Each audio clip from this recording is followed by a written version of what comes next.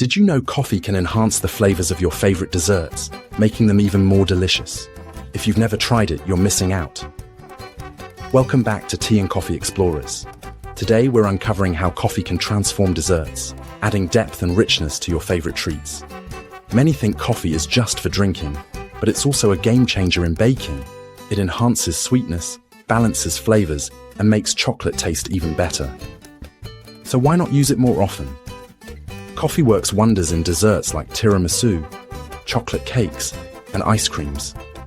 A shot of espresso in brownie batter, or a sprinkle of instant coffee in whipped cream can make all the difference.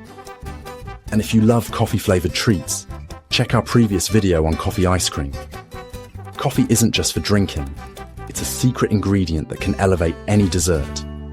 Give it a try and taste the magic. What's your favorite coffee-infused dessert? Share in the comments.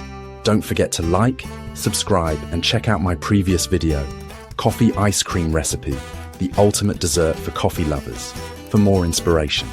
See you next time.